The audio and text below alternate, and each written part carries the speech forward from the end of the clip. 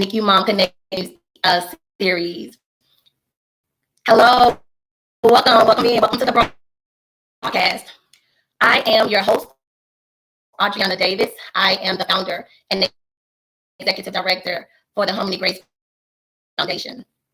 The Harmony Grace Foundation is a nonprofit organization that seeks to provide funding and raise awareness in support of service that provides educational support, emotional comfort, financial support, and afterlife care for families who have endured the loss of infants born prematurely.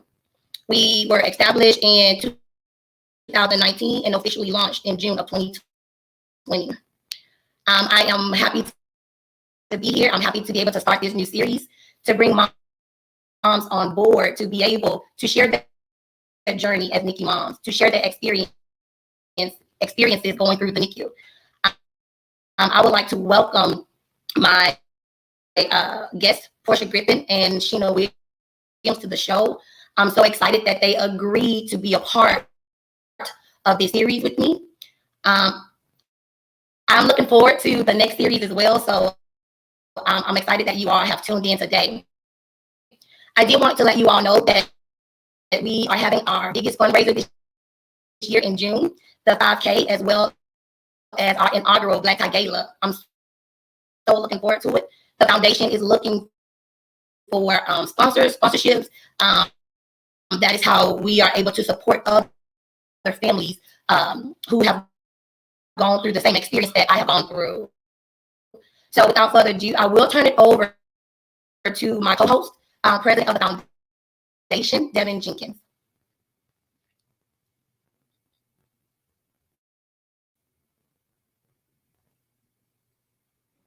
Hey, can you hear me? Yes, I can hear you. All right. So, hey, good evening, everyone. Thank you to everyone who's joined us. Glad to be here with you all today, and glad to have the foundation starting the launch of this phenomenal series, highlighting a number of mothers who have gone through a similar experience as Adriana, which is what prompted the birth of this organization. So I'm glad to have you here. Now, I am Devin Jenkins. I am our board president.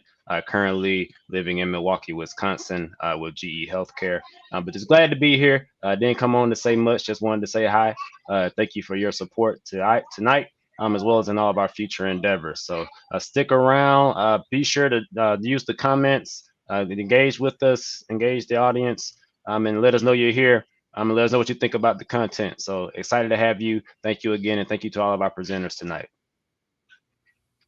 Thank you so much, Devin. Thank you. Well, we're going to go ahead and bring on Miss Sheena Williams. She decided to come to Houston, Texas, and be here with me directly to interview. And Miss Portia Griffin, who is in Montgomery, Alabama. So, Portia.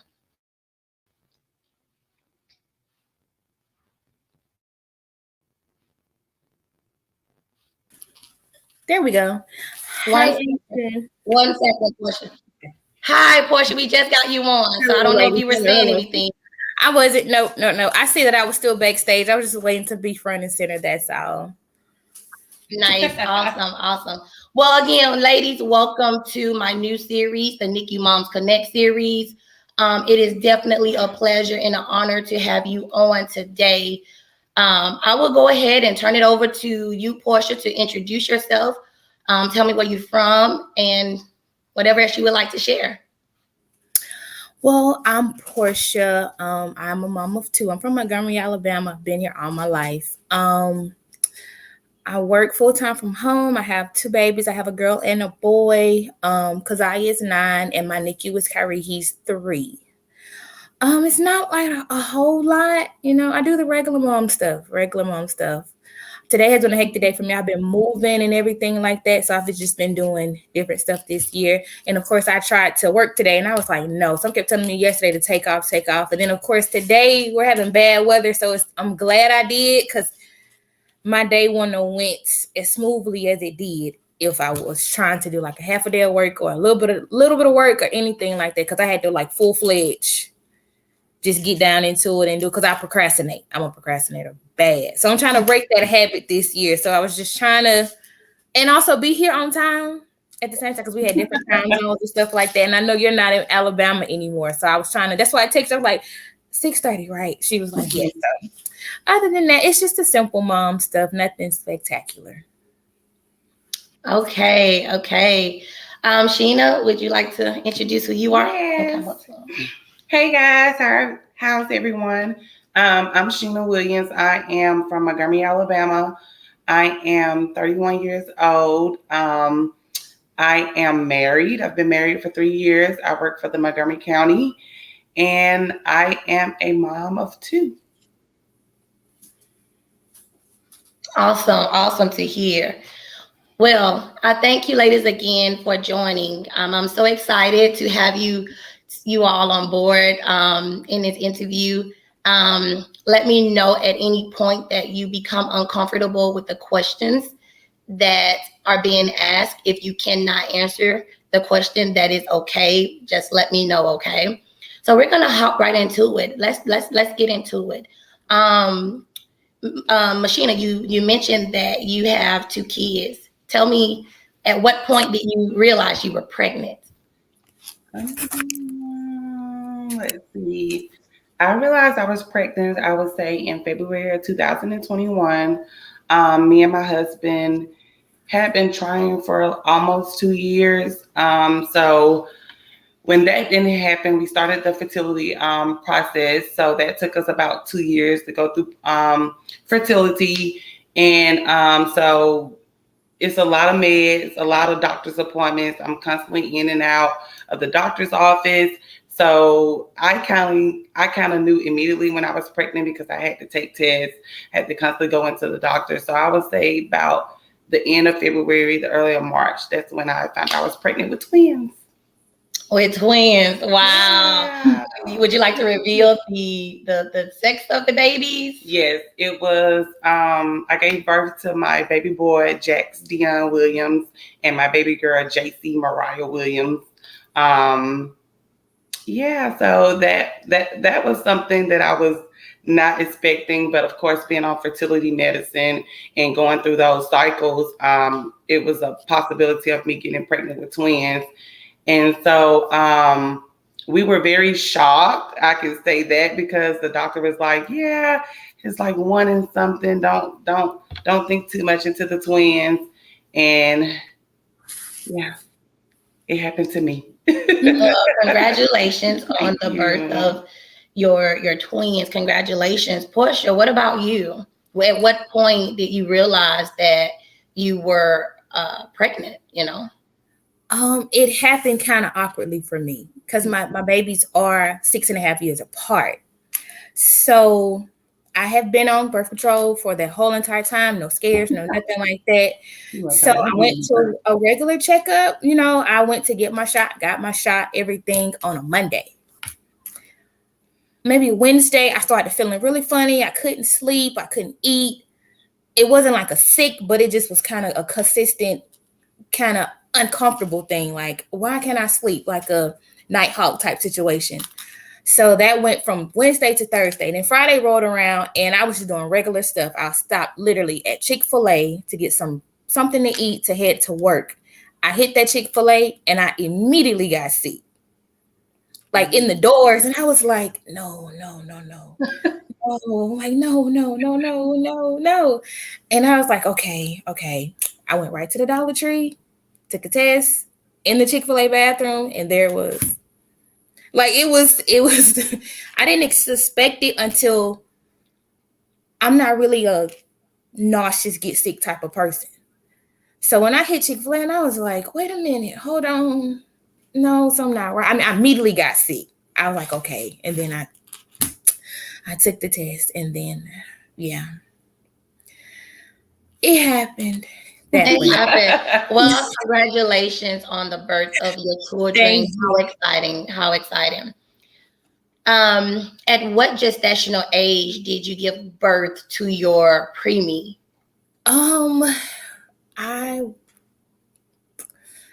He roughly hit right at 35 weeks. So with him, his situation with him technically running into full term, it put him on that back burner of, well, he's not a preemie. or, you know, because I like was split down the middle at like 35 weeks, right at 35 weeks. And really, my doctor was like, if we can get you close to that 35-week, 36-week full time, we can take some of the worry off, some of the edge off. But I was right at 35 weeks when he was actually born. But he wanted to come at 19 weeks. Wow. He wanted to come at 19 weeks. With me, I've never had a vaginal birth, so I've never dilated or anything like that. So I do think if I could have, he would have been here at 19 weeks because he was persistent. I felt early labor at 19 weeks. And, you know, it's kind of like in your mind when people are like, well, no, you might be just this, that, and the third. And I was like, no, something not right. I went to the hospital and then I was in labor. So they kept me for observation to calm them down. And then that's when they told me, they were, how did you know? I said, because you just know certain things, you just know. So he just keeping him in was the biggest thing with him. He wanted to be out so bad. He wanted everybody to see him so bad. So did you have to go multiple trips to the hospital? I mean, talk to me about the process of how he was able to stay in and not come at 19 weeks. The process with him was at 19 weeks, I went into early stage labor, and that's when they discovered I had blood in my lining. So he was like, we're going to do a small observation. He was like, we're not going to alarm you too soon, alert you too early, put you on edge, because, you know, stress can make your situation worse. So he was like, just take it easy, just be mild, you know, stuff like this. So I did a 2-week bed rest. So 2 weeks. And then at the time I was working full-time hair salon. So I was fully cosmetology on my feet, things like that. So he was like, I'm gonna do you 2 weeks. I'm gonna give you 2 weeks. Take it easy, see how that go. My luck did not go the way I wanted it to because my OBG actually came into my job to get a haircut. And I mean, that day I was swamped. I was busy. I was back to back, no breaks. He said, so this is what you're doing every day. I was like, yeah. He said, okay. He said, I'll see you Monday. So he said that I didn't even make it till Monday. I went into labor again that night. He kept me over the weekend till that Monday. I went to see him and he said, I'm bed rest you the rest of your pregnancy. I was like, the whole pregnancy, he was like, yeah, I need you to, he said, I watched you work. He said, you didn't stop. You didn't take a break. He said, you're constantly moving. He said, you can't work like that. You can't work. That was at 22 weeks. 25 weeks, he started to kick it up a little bit more. He started to come, you know, full. I got sick, like eating and things like that just didn't sit well. I wasn't gaining the weight that he wanted me to gain. So he said, well, I want you to go a little bit further than me. He said, so with because I had emergency C-section with my 9-year-old, but my process carrying her was wonderful. It's just the process of having her. So he said, I want you to go a little bit further. He sent me to UAB to see a specialist that does high-risk pregnancies, just all in general. That's what she does. He said, we want to get because my fluid was testing abnormal, but I wasn't leaking any fluid, but I was constantly going into labor. So he was like, we got to see what's going on with your fluid level. So he did a check before he sent me, and I was losing fluid, but I wasn't leaking anything. He didn't know where the fluid was pushing itself to. So he said, to prevent fluid getting in place that we don't need it to be, he sent me to see her. Sweetest lady ever. I went there. My dad took me. It was a simple visit. It was, you know, of course, up there, everything is so high tech. Everything is bigger than what we have in our places. So I had a screen here, a screen there, a screen there. She said, we're going to do this, that, and the third. He said, we're going to look at him, see what he's doing. She said, we're going to test some fluid and things like that. So they pulled some fluid off of him. And she said, well, he's sitting in a situation where he won't let you determine what's going on. She said, he's created his own little thing. She said, I never really had vomiting issues or anything like that. No bleeding or nothing. He just wanted to be out. I don't know why, but he just wanted to be on the outside so bad. So she said, well, I'm okay with you going home. She said, are you bed rested? I said, yes. She said, do you do a lot of driving? I was like, no. She said, I don't want you really out and about because I had the habit of driving myself to the hospital. I didn't wait on anybody.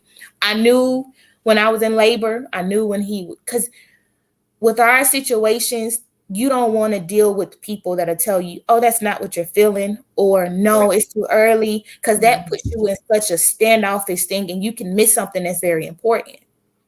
So I just would take myself. I would drive myself. I would drive myself, things like that. It didn't faze me because I had got so used to him. He would literally send me into labor maybe every 2 weeks. Oh, wow. So it was a constant, all right, I got to the point. I knew all of my shift nurses at the hospitals. They would tell me, just go pick a room. They were like, why are you walking? You need to wait for a wheelchair. They were like, you here again. It became such a constant situation. It became so normal for me to be there. With my 9-year-old, though, I still had to mother her at the same time. Wow. So kind of going through it, you have to have a support system. Then I had personal things going on and stuff like that. So my mind wasn't there. So trying to stay calm, and they tell you don't stress because stress causes more problems, is impossible. It's impossible to do. Right. So you kind of just go through those phases of, I put in my mind, if I can carry him full term, I know he'll be all right. Yeah. If I could carry him I want to say after about 15 hospital visits, I did the fluid to stop him, to slow him down all the time. I did we might have to have a baby tonight situation 2 and 3 times. I did the shots to, produce lung development just in case they had to get him out. But my doctor was persistent, and that's the key thing for it. You have to trust who care you're in. Because if you don't trust that person, if they don't listen to what you're saying, they don't tell you what they're feeling, they don't tell you, if y'all are not on the same page as far as who's taking care of you and your child, you can't survive that situation. Absolutely. You can't, because you have to trust what they tell you is for your better. So that's what I had to do. Whatever he told me, people like, you're not scared, you're not nervous. No. Because if he tells me this is what I needed to do, then I did it. If he told me this is what you don't need to do, I stopped it. Mine is driving myself to the hospital because I didn't have patience to wait on people. So I would just take myself. But you have to be in the mindset of trusting your care physician, because if you don't, you listen to, well, when I was pregnant, I did this, that, and the third, and I felt this too. But I'm not you. I can't put my situation on your situation because my situation is different. And when you're going through pregnancies, you don't know what's happening because that person is on the inside of you. So we can't pop in and be like, hey, what you doing? You just have to kind of go with your gut instinct. So with the situation being so persistent with the hospital, I came just okay with IVs. Became okay with the gowns. I just wanted him to get out at full term, though, and be healthy. That's it. That was my main thing. And I had to trust what he was telling me. I had to really just put my life in his hands and my son's life in his hands and just trust everything that he was telling me was going to give me a healthy baby or let me be okay. Because I don't want to be in a situation where I had to, family had to pick or choose. I wanted me to be healthy because he told me all the time, you can't stress, you can't deliver him, you can't carry him if you don't slow yourself down, eliminate all stress, eliminate anything that's causing your labor or anything that doesn't benefit you in a positive way. You gotta push that no matter what it is or no matter who it is. You gotta level yourself out to carry a baby in a high risk state. Because I've never had a high risk pregnancy before. And I mean, he was not slacking at all. He put his boxing gloves on for me. He did not slack up on anything. And he's been that way since 19 weeks in the stomach. What a story. What a story. I mean, wow. 19 weeks and to be there and be able to deliver at 35 weeks. That's powerful. Yeah. That's so powerful. So congratulations to you. Thank you. Machina, you gave birth to twins. And at what gestational age were you able to, did you give birth to your twins? I did. My story is a little bit different from Portia's. We had 2 different endings. So congratulations to you. I'm very happy for you. I would say at 18 weeks. I want to piggyback off what Portia's saying and talk to the ladies about knowing your body. Knowing how you feel and sticking with knowing how you feel. For me, this is my first pregnancy. So, of course, I didn't know particularly what it felt like or, what things I should watch for, not watch for. But at 18 weeks, I went to work, but the week before, I was getting these little pains. And you think they're cramps, and they're just, oh, you gotta watch and wait for the stuff that's gonna shoot up your back. And I just felt these pains that would literally stop me in my tracks. So of course I assumed that they were, cramps. So it was just like okay, whew. I had to stop, go sit down, and it'll go away. And so I get back up at work, and okay, whew, there it goes again. So me not knowing, I'm thinking it's cramps. Of course, at this time, 18 weeks, we have found out that we're having twins, a boy and a girl. I went home that night because, of course, 18 weeks carrying twins, everything hit. I think everything hit for me 6 weeks. Once I found out we were pregnant, I think the next couple of days I had a subchorionic hemorrhage. And so it was the day before my first appointment, my first ultrasound. And, not to scare any moms or, alarm anyone, but just a lot of blood. And I was freaking out. I didn't know what it was. And of course, the first thing in your mind, you just automatically think you're having a miscarriage. So we end up going to the emergency room about 9 o'clock. We're there till like 1 o'clock in the morning. The doctor, they checking me, and everything, got, blood pressure. So 1 o'clock in the morning, the doctor comes in, and she was like, okay, the babies are okay. Me and my husband stopped and looked at each other like, babies? She was like, oh, you didn't know you're having twins? And we looked at each other. We were like, no, our first appointment is tomorrow. Like, I literally, started bleeding tonight. My first doctor's appointment is tomorrow. And so she let me know it's a subchorionic hemorrhage, and that, some women get those. It's nothing they can do. Typically they shrink and, they go away. So we go to the doctor's appointment. We get the ultrasounds. We're happy. We're excited. And at this time, we're keeping it to ourselves because, like I said, we went through fertility for 2 years. So I made it all the way to 18 weeks, and back to the pains that I was having. I thought they were cramps. So that Monday I went home, nauseous, sick, everything. It seems like once she told me it was twins, that's when I got the sickest. I couldn't smell certain stuff. I couldn't eat certain stuff. I was literally tired and drained all day. Like, just tired. I was literally going to work, coming home, going to sleep. I could barely take care of my dog. And so that Monday I went to work. Those pains were stopping me in my tracks. So I would just take a break. I would sit down, wait till the pain go away. Then I, get back up and work. So I go home Monday night. I immediately get on the couch, and I stay on the couch. I got home probably like 5:30. I immediately stayed on the couch and just watched TV. Just slept, watched TV. So about 9 o'clock, I was like, okay, it's time for me to go and get up, let the dog out, take a shower, get ready for work. So I go to set the alarm. And as soon as I get there to set the alarm, a gush of water just rushes out of me at 18 weeks. So at first, the first thing you like, okay, am I, urinating on myself?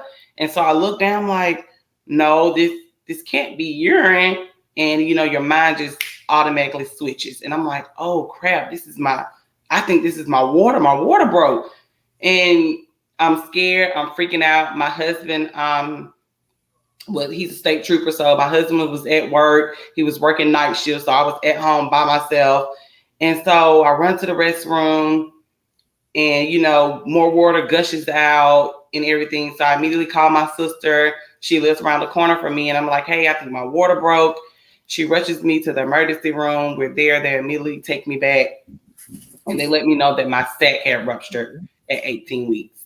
And so they let me know that my baby B, which was my son, Jax, his sac ruptured, and, the sac was gone. He was no longer protected. And that would cause, all the water to come out. So at 18 weeks, I immediately went into the hospital. They immediately admitted me to the hospital to save his life. I didn't go into labor. No, I think I was into labor, if I'm not mistaken. I think those pains that I was feeling were actually contractions. And I didn't know they were contractions because, of course, I've never been pregnant before. I'm just thinking they're cramps. And so come to find out they were contractions. And so I was immediate to the hospital. And so they had me there on a lot of fluids and everything at 18 weeks. I stayed there. They were trying to make sure I didn't catch any fevers or anything because, once your sac, ruptures, they don't want you to catch an infection or anything like that.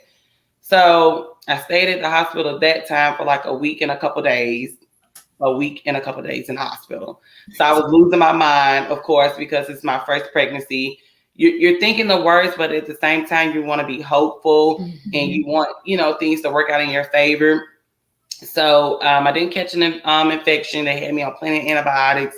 So they sent me home after a week and a couple days. And he was like, okay, they gave me some antibiotics to take home. They was like, hey, if your temperature spikes, we immediately need you to come back to the emergency room. No questions asked. We need you to come back. I say I was home for 2 or 3 days and my temperature spiked all the way back to 101. So we immediately went back to the hospital. And once I got there, I was in active labor at 18 weeks. And I think we got to the hospital around 3 or 4. My son Jax was born at 18 weeks that next morning at 1:30 in the morning. So, and baby B was still inside. JC, my daughter, she still had her sac. She was still fine. She was up there hanging out. So, it was a lot of mixed emotions going on. I was scared. I was trying to be strong for me and my husband. It was very scary. I didn't know what to expect. They're giving you hope, but then they're kind of letting you know. That's why I love my doctor to death. He's being very honest with me, letting me know like, hey, this is the option. This is the option. This is what can happen, and this is what can happen. So we were there. I ended up going into labor, and immediately, of course, my baby lungs were not developed. At what age was baby B born? What the baby girl? What do you know? I stayed in the hospital for an entire month. I was in the hospital for an entire month, and so she was born at 21 weeks in a couple days. I can't remember the days. I think it was 21 and 3 days or 21 and 4 days. So eventually, I had her a month later in the hospital, and also she passed as well. I'm so sorry. So, in her case, baby A, which is Jax, was born at 18 weeks. Correct. And baby B, JC, was born at 21 weeks. So that gap, I mean, wow, for the baby to still be inside that long. So it shows strength that you were trying to hold on as long as you could. She did. And I would say that would be the same for Harmony Grace. When she was born, while she was in the NICU, she tried to stay as long as she could, and that God had other plans for Harmony Grace. Right. And so I want to say to both of you who have, Portia, you gave birth at 35 weeks. You gave birth 18 weeks and 21 weeks. So I want to say to your strength that we women, the strength that we exemplify, the strength that we present, that we display, that we have as women, I say to you, congratulations to that. I want to talk about our support system. Going through these traumatic experiences, what type of support system did you have? And I'll start with you, Portia.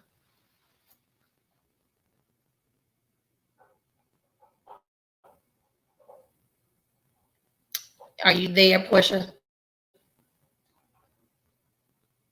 She may have froze up. Well, let's start with you. The support system. Let's talk about your support system. My husband was there the entire time. Soon as he knew my water broke at 18 weeks, he immediately got off work and came to the hospital. Having family, friends, my mom, my mother-in-law, everybody was there to rally around us. My mom was actually up in Atlanta helping my brother because he had just had a baby. Wow. So my mom was being a support system to him, but at the same time on the phone with me every day. I'm in bed. Welcome back. Welcome back. So give us one moment. I'm so sorry. That's okay. That's okay. No, that's okay. So give us one moment. She was speaking about her support system. Okay. Once she finishes that, we'll turn it over to you, okay? All right. So, like I said, my mom was all the way in Atlanta, Georgia. My brother had just had a baby, him and his wife. So she was up there, you know, helping them. And she was calling, checking on us every day. My mother-in-law she lives in Montgomery, Alabama as well. So she was coming by the hospital. At that time, everyone know COVID was going on. You can only have 2 visitors. So my mother-in-law and my husband were up there with me. The strength of those 3 people, I don't think I could have made it through if I was by myself. I really don't think without God and my support system, I don't think I could have made it through, because that was one of the most traumatic and, you know, devastating experiences of my life.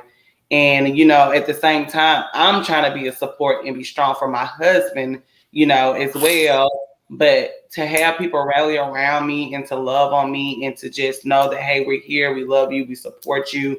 Because, you know, on this Foundation Live, this is my first time speaking out. A lot of people do not know I was pregnant. I haven't made a Facebook post. I haven't said anything to anyone. If you're not close friends and family, you don't know, because I haven't spoke about it. So it takes a lot of strength and a support. And when Miss Davis reached out to me to come on here and speak to you guys, you know, that support that I had gave me the strength to come on and speak with you today. So I thank my mom, my mother-in-law, my husband, because my friends, everybody, you know, most importantly, God, you know, through that process, I sat and I talked to him daily. So it's good to have people backing you in your corner. You know, just to show you that they love you. They may not understand. They may not have lost a child like you have, but they just want to let you know that they love you and that they support you. Nice. Well, I do want to say thank you so much for joining, for coming on. You told me that nobody knew this and that you haven't really dealt with the things that come with it. So I want to say to you, your strength doesn't go unnoticed. And I just want to thank you for being a part of this. And we'll get ready to ask you more questions in a moment, okay? So over to you, Portia. What support system? Let's talk about the support system that you had during your NICU time.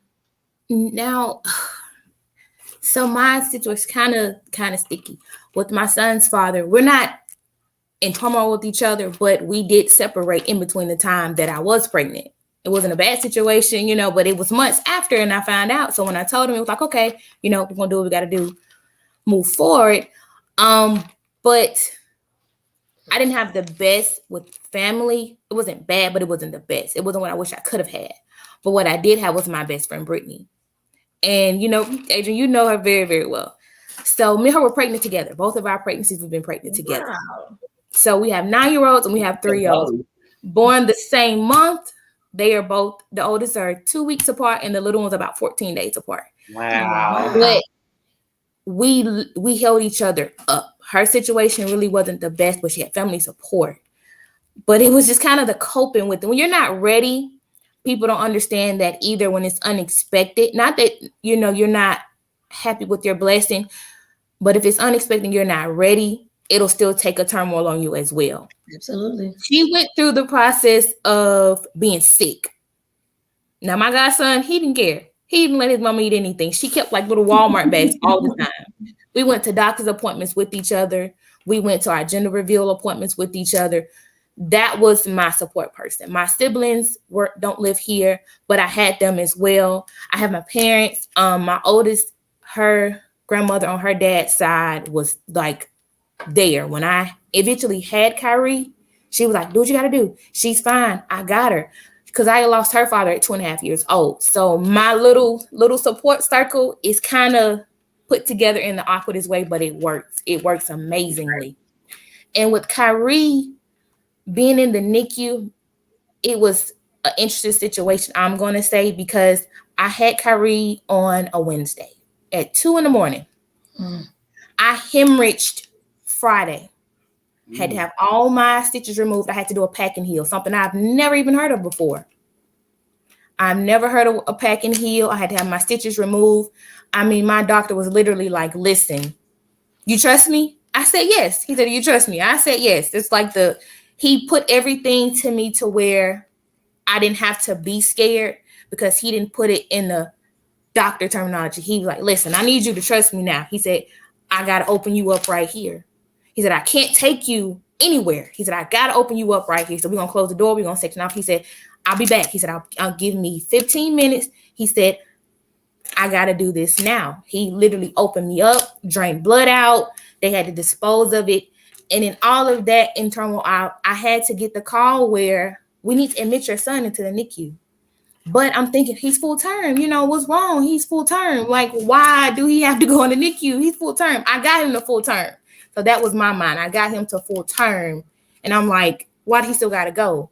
Right. But it's so crazy, because with your babies, and I pour so much strength on you, because I can't put myself in your shoes, because I don't know it, but I know the fear of it. Right. Because with Kyrie being as big as he was the biggest baby in the NICU, but he was in the worst condition. He was the biggest baby in the NICU. He was in the worst condition. So I had to literally jump back and forth of being a mom and taking care of myself. I had the best nurses as well. So they would catch me sneaking to see him. So when he said, listen, I gotta open you back up, but you have to stay in bed all day. He said, you have to stay in bed all day. He said, you can't go to the NICU today. I'm sorry. Because you know what? You get the image of, I'm going to have my baby in the room with me. We're going to snuggle. We're going to do this. We're going to do that. But I couldn't have him in the room. So I had to kind of migrate my way, but still heal at the same time. And then I hemorrhaged. So with that, it kind of just put a damper on it all. So when you feel like you got a little bit of strength, it kind of rained back down. So that's when my sister came into town, and she ended up losing her grandmother in the process of that, but she still stuck beside me. You know, she still made it her business to try to be in two places at one time and stuff like that. So people don't really understand those villages are real. Those villages with children are something that we had that we don't really necessarily see anymore, because it's not necessarily babysitting for you so you can do something, but it's just being there. It's like, hey, can you pick the kids up from school for me and stuff like that? So those villages are so much support in the best way, because I had to literally lean on another person that was pregnant with me. You know, she was sick and stuff like that. And like you said, if just to watch everybody else shift around me and try to be strong for me, it was like the best part about it, because them seeing me going through what I'm going through and not necessarily knowing exactly what to say, because people don't want to say the wrong things. Right. And that's what I did. You don't want well, it's going to be okay, but I don't know it's going to be okay. I don't feel okay. Mm-hmm. So it was just a step back of, I'm not going to make you feel a certain type of way. I'm just going to be there. I'm just going to give you a little bit of support. I'm not going to make you feel a type of way. I'm just going to be there. I'm going to be there in your corner, you know. And with Kyrie, it just was I had to 50-50 me and 50-50 him. Right. So it was kind of hard, but you know, we pushed through it. We figure out ways, we find ways.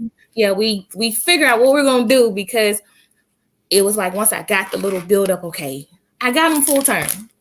Right. You want to keep him. Yeah. I got him full term, but you want to keep him. Okay. Then I hemorrhaged, and you know, it's kind of like, okay. I just got to the point where I was just like, okay. And that's I had to have my doctor and my best friend. I had to have them. If they weren't on my side, I don't know what I would have did. Right. Absolutely. That was my support. Like my two main support people. Well, thank you so much for sharing. As I dive into a little more sensitive conversation, I want to talk about how long your infant stayed in the NICU.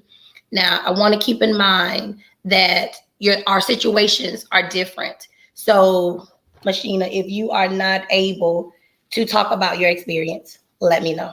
Okay. So I want to talk about the length of time your baby stayed in the NICU. I want to talk about, how did that make you feel, not being able, as you mentioned early, not being able to cuddle at that moment, not being able to hold your baby, but to see your baby at full term being transported to the NICU. Let's talk about that and how that made you feel. So with Kyrie, I had him at in between 2 and 3 in the morning. And it was kind of a fast situation. With both of my babies, I've never held them immediately after. Because they were both C-sections. Kasaya wasn't as bad as Kyrie. She had some breathing issues and they had to do some fluid draining off her lungs, but it wasn't as bad. I got her a little while after. But with Kyrie, I woke up the next morning, daylight. And they transported me into another room and everything. And I'm looking around like, did I have him? Where is he? You know, they're trying to get me situated. I had the sweetest little nurses ever. She said, well, I need you to kind of calm down a little bit. She said, I got to get you situated first. She said, the NICU nurses will call you. And I'm aware of NICU, but I'm not aware of NICU. So I said, okay. And I'm looking around. I'm like, am I still pregnant? You know, tell me something. She said, I got to get you changed up. I got to get you clothes. She said, I was bleeding then, but it was, you know, the normal bleeding after having a baby. So people tend to put like the C-section and the vaginal and things like that in categories. So it was, okay. She said, I'm gonna get you situated. I'm gonna get you changed and everything like that. And then we'll talk. So I was like, okay. She said, so the NICU nurses are going to call you and let you know everything that's going on. So immediately after, they called, they said, hey, we need to verify some information. Can you go over the date of, your date of birth? Do you know what you're having? Blah, blah, blah, blah, blah. I was like, yes. So still, I'm not knowing what's going on, but I'm still going through a series of questions. So it comes to the point where, well, he was born, he was such and such. But we need to admit him. He needs this, all this stuff done. Do we have your consent? Okay. I'm like, do whatever you got to do. And they were like, well, you know, NICU run on hours. So they were like, we have to keep him for, I want to say at the time, maybe 8 hours before you can even see him. You can see him. I said, so I have to wait 8 hours, and I don't remember anything after, just even a glimpse of them, none of that. So I was like, I gotta wait 8 more hours. I woke up, it's daylight now, I gotta wait 8 more hours. So it just built up so much anticipation. So I called my best friends and stuff like that. They were like, he's here, he's this, that, and the third. I was like, okay. I was like, but I can't. They were like, you haven't seen him? I was like, no, he's been admitted to the NICU. So they were like, we just really want you to rest, get through that process. They were like, we're going to get you changed up, get everything done. We need you to rest. So I had to wait the duration of 8 hours, but I had to add 2 hours on top of that because the NICU closed in between those hours as well for the babies to get baths, IVs, and everything like that changed over and stuff like that. So they don't allow even parents in at the time. I'm like, okay. So it was 11:45 at night when I finally seen Kyrie. Wow. And it hit me so drastically because he was in a box. He was in a box. And they said, here, you can sit right here. I just fell to my knees because it just shocked me so bad that he was in a little clear box, like a little display. His stomach was swollen. His face was swollen. His eyes were swollen. He just was there. And I was like, no, he was full term. Like, no, I carried him full term. This is not what this is supposed to be. So I had to do a sit down and a briefing with this nurse. She said, well, Kyrie has oxygen level of this and we need it to be this. He has a body temperature level of this and we need it to be this. He has a this that needs to be that. And I'm like, okay. I said, so how long do y'all think this is going to take? They told me 7 months. I said, how many months? Like he has to stay here. They said, we're putting him on a health time frame of 7 months. I was like, so I got to come here to see him for 7 months. So they were like, that's what we're thinking in hindsight it's going to take. And it just broke me in so many ways that I just didn't even know that emotion that I felt that I can feel because you don't know until you're actually in that situation. And they said, we can't get him to do anything. They said, we can't get him to respond. I mean, he's so stubborn. He wouldn't respond to anything. He wouldn't give them any type of reaction to anything that they were doing. He just laid there. He just laid there, just as stubborn as he want to be. He just laid there. And it just broke me so bad. And so I just went through the process of, I'm going to pray. I prayed so hard. I think I've never really just stepped full-fledged into praying so hard until then. And I was like, Kyrie, listen, we came too far. You know, you did it. You did it. We came too far. So it became a situation to where in between that time, I sat with him till that next morning. I just sat there. I put my hands, no, I couldn't even touch him. I couldn't do anything until he responded to some type of test. He gave any type of signals or anything. I couldn't touch him. I couldn't put my hands in the thing. I couldn't do any of that until he responded. It took him 2 days before he would respond to anything. So I just would sit with him. Just wait. I would pray. I would talk to him. I would sing to him. And then in that time, they brought 2 small twin babies in. It's crazy. They brought 2 small twin babies in. And they were so tiny, but they were so powerful. They had so much fight in them. I mean, it was one that would cry so loud. I'd be like, little girl, what you mad about? Who made you mad? I mean, it was, and he just was sitting there just as stubborn as he wanted. Those babies were, I think, 16 weeks. Oh, wow. And when I felt it, the mom, she was very young. She was a sweetheart. She was scared of her babies. And I was sitting, you know, they have the little rooms before you can go in the NICU. They have to let you in. So I sat off to the side to breastfeed, to pump, because I'm like, well, I'm gonna do what I gotta do until you decide to cooperate and we get on the same track. So I sat off in that room and I came out and she was just sitting there. She was crying, and this story I've never told until you reached out to me and told me what you were doing. So I was like, okay, it's a reason why I was supposed to wait. And with her, she said, I don't know what to do for my baby. She was so scared and she was young. She had them early due to blood pressure issues, just with being with the doctor that just didn't listen to her. Right. And she said, I told them I didn't feel good. I've been telling them I didn't feel good. She said she had her babies early. She said, I'm so scared. She said, she said, they need somebody that can take care of them. I said, no, they need you. I said, they need you. I said, they need you. I said, your babies are strong. That was her first. She would sit in there, but she would never go in the NICU. I would always see her, but I would never see her in the NICU with them. So that particular time, I said, you're not going to go see these beautiful babies. I said, they need you. I said, your little girl cries so loud. I said, girl, she got lungs. And so I got her hand and I took her with me. And I showed her my son. And I told her, I said, you see how big my boy is? I said, do you not know he's worse off than your babies are?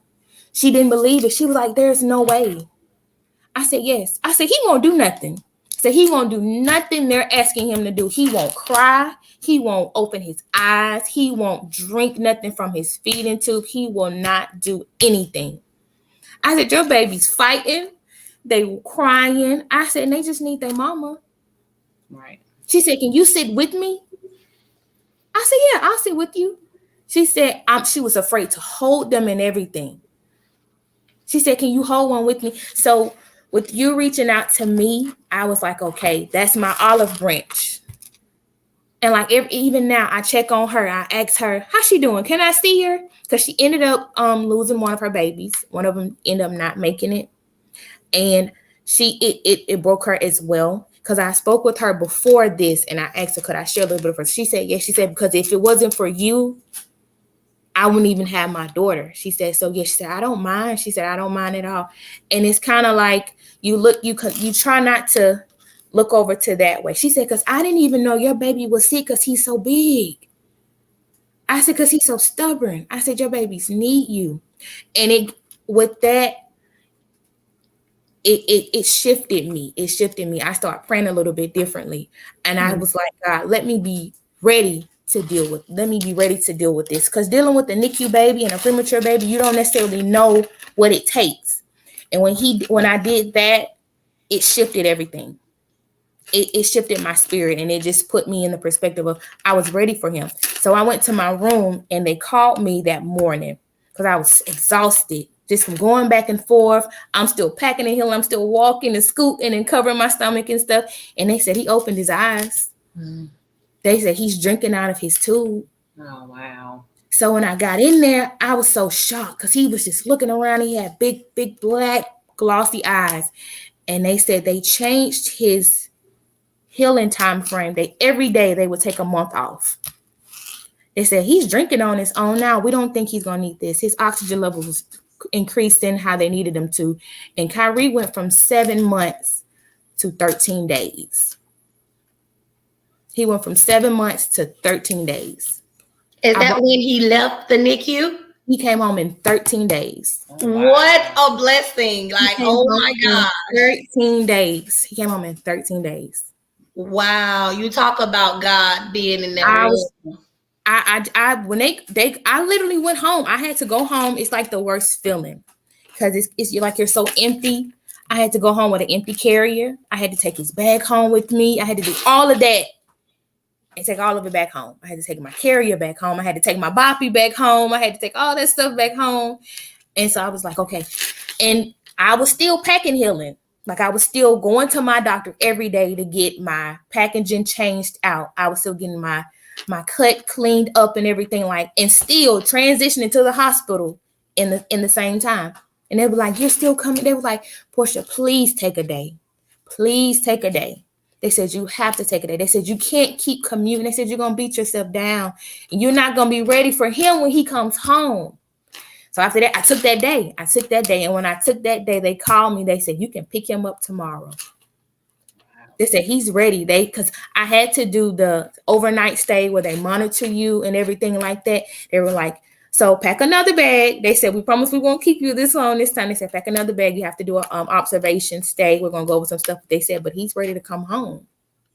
Portia.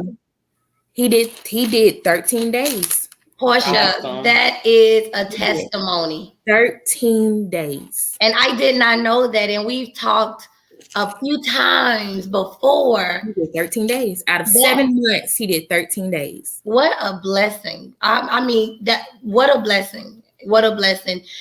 Time is catching up to us. I want to hear from Machina, and then I want to ask about one more question for both, if that's okay. Mm-hmm. So Machina, I know that your experience was different, okay? If you can, I want you to talk about it briefly. I want you to talk about it as much as you can, just to let us know the NICU state, if you had one, giving birth at 18 weeks, giving birth at 21 weeks. Talk to me about that journey for you and your husband. It was definitely a scary one, I would definitely say. Coming in 18 weeks and going home a week later, coming back, giving birth to my son Jax. And once I gave birth to Jax, I was actually asleep. And I just felt something coming because he was so small. I didn't have to do any pushing or, anything like that. It literally just happened while I was in the midst of sleeping. And then I woke up and felt something, and it was my baby's head coming out. And so from that point, leading up to that point, all I wanted to do and hear was, okay, that week before, I was like, okay, you need to make it to this amount of weeks. And then, your baby can go in the NICU. So just like Portia, I was fighting to get to a certain week. And that was constantly playing in my head. Okay, Dr. Lawrence, I need to get here. If I get here, my baby will be okay. Okay. And so once I had him, it broke me, but at the same time, I still had fight in me because I still had another baby in me. Mm-hmm. And I knew that I needed to fight for her. And she held on another month, and doing that, I think it was difficult. It was hard. I don't think I've ever seen my husband in my life cry the type of cry he cried that night. Mm-hmm. And that was very difficult to hear coming from a man. And so dealing with that in the hospital, I'm trying to be strong for him. And, he's trying to be strong for me. But at the same time, breaking down and, just feeling those emotions and just thinking about it the whole time. The doctor's coming, okay, one day you're doing good, one day you're not. Oh, one day you're back doing good. Okay, you might make it to the NICU. Okay. And so it was a constant tug of war, pulling back and forth with the nurses and with the doctors. Like I stated, I stayed a whole entire month in the hospital because my baby girl was fighting. Like, she literally fought day after day after day after day. Heartbeat good. I'm thankful that I was able to feel kicks. I didn't feel him kick, but I got all the way up to feel her actually kick. And that was kind of the most amazing feeling. I think that you get butterflies when you see somebody you love and you see your crush or your man walks in the house, but that butterfly kick is something that I was able to experience, and I felt. So dealing with that process and staying there a whole month, it was up and down, up and down. One day I was doing good. One day I just need you to make it to 23. Oh, I just need you to make it 24. Okay. If you make it to 23 to 24, you got a chance. It wasn't a yes, but it was like, okay, it was a chance. But anything before that, it wasn't a chance. So me and my husband did a lot of talking to God, a lot of praying, and a lot of, okay, let's prepare ourselves. We just lost one. And so during that grief process, it was like, okay, I got to be strong. I'm going to prepare myself just in case. So it was sitting in the back of my mind that just in case. Because like I said, I was doing good. She was doing good. But then someday she'll get a little lower. She'll get a little lower. She'll get a little lower. And it was nothing they can do. I couldn't get a cyclage or anything because Jack's sac had already ruptured, so they couldn't do anything to save her. It was just that she had to fight on her own. And then a month later, as I stayed in the hospital, I got a temperature spike, and that temperature spiked to 103, and they knew then that they were going to have to induce me. So I actually went into full labor, epidural, push, husband holding legs, mother-in-law holding legs. So that was something that I had to prepare myself to, because it was just up and down. And I kind of knew with my body, like Portia said, you know your body. Once I had experienced that first loss, I kind of knew what my body was doing. I can kind of feel what my body was doing. So we just tried to hold on and have a little hope, but we also kind of, recognize what path we were going. And so when I spiked that fever the second time, they went ahead and induced me, and I went into full labor, and I had her at 21 weeks and a couple days. So I was like shy a week of her making it to the NICU. And that's ultimately what I sat in the hospital fighting for, trying to get to the NICU. And I know a lot of moms make it there, and they're just so devastated. But that was a difficult fight for me just to even make it there. And we didn't make it, but it was all in God's timing and in His way. And I'm just happy that I was able to carry and hopefully me and my husband get another shot. That is absolutely amazing. I'm telling you, we as women, our bodies go through a lot, and we just never know. To have the fight to try to make it to the NICU, that's all she wants. The mindset to lose one and keep fighting for your next one, because you can't be selfish. You can't be selfish, bad as you want to. It was definitely you had to be sad and fight at the same time, and I applaud you for that, because that's amazing. Breaking down every day, and you still trying to not stress yourself out, because like you said, you stress yourself out, it gets worse. Your pressure goes up. Yeah, so stress about not stressing. Right. You try to hold it in, but I couldn't hold it in, so I had to let it out. And then also, like she said, trying to be a support for my husband and be there for him with also me, because I took Jack's pretty well. He took it hard, and I guess I knew it was coming, because the doctors were talking to me. Like, my doctor was just like, I love that he didn't beat around the bush. He told me exactly what was going on. He didn't shy me a different way and try to lead me on. He literally told me, hey, this is what's going on. And so the second time, my husband was a little more prepared, and I took it a little harder. So it was just like a flip-flop backwards and forth. And, we just tried to build each other up. We had family, friends. And, it was just trying to find that grace, I would say. Well, this was good. I have one question because time has gotten upon us. My one question to you both: what is one thing that you will leave with mothers who have either been in the NICU, who have not made it to the NICU? What is one thing that you would leave with them today? My key thing is when you're in a high risk situation or just being pregnant in general, don't let a person, a professional, a nurse, or anything like that tell you what you're feeling, because you know your body, you know your baby, you know your babies. So I just would definitely say if you feel something out of the ordinary, go to the hospital. That's what I literally had a nurse to tell me, you're not here too much. I said, I'm sorry. I'm sorry. I felt like I am. She said, no, we're here for that. That's what we're here for. So if someone tells you, well, I felt that before and it was nothing. No. Anything that you're not okay with, go to the doctor, or at least tell your doctor, or at least call. But don't overlook anything, because anything could be happening. Great point.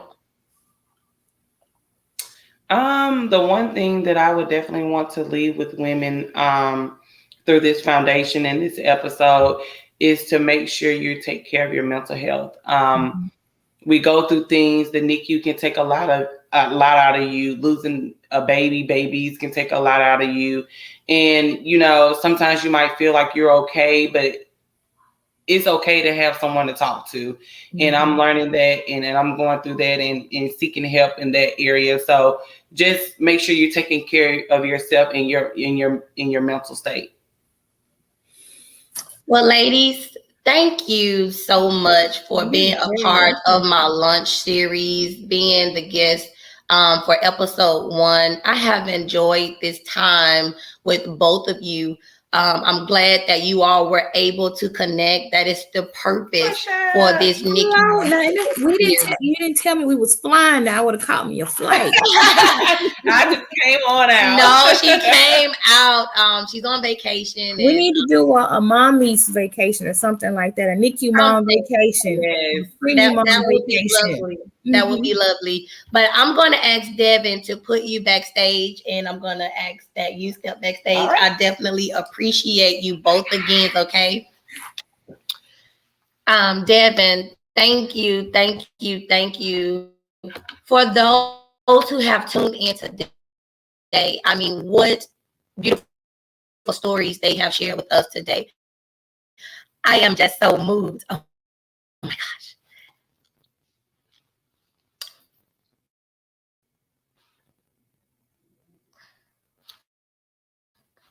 This is what it's about.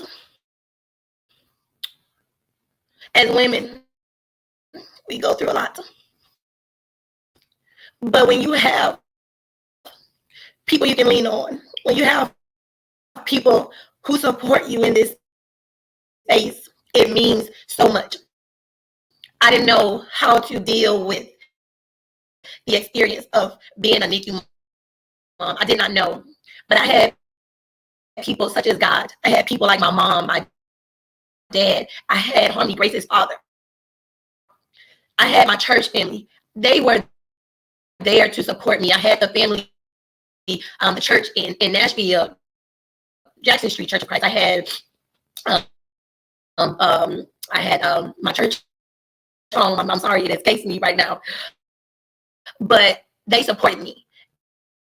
And that's the only way you're going to be able to make it through such a traumatic experience. So I want to thank you so much. I did not mean and I did not want to get emotional. That I want to be strong for these women who will be coming on this platform with me to share their experiences. I want to be strong for them. I thank Portia and I thank Machina for coming on and being vulnerable. I thank them for being open and honest about the transition, the process of what they had to go through and things that they had to deal with. Okay, so I want to say thank you all so much for tuning in. We will have another episode featuring another guest in May. This will be quarterly, so be on the lookout for our next episode. Before I hop off, I do want to reiterate, as I mentioned in the beginning, we are a 501c3 nonprofit organization. And our biggest fundraiser is coming in June. And that fundraiser is our annual 5K that will be held in Houston, Texas. But the 5K is also virtual, and we are looking for support in that space. We're looking for participants. Okay, please join by signing up through the website. The website is harmonygrace.org. Okay, so sign up there. Also, if you are in the Houston area, we will have our inaugural Black Tie Gala. It will be here. We are looking for sponsors. We're looking for partnerships to help in this effort. I want to say thank you all so much for tuning in. I am your host, Adriana Davis, the founder and executive director of the Harmony Grace Foundation. Until next time, you all take care. Bye-bye.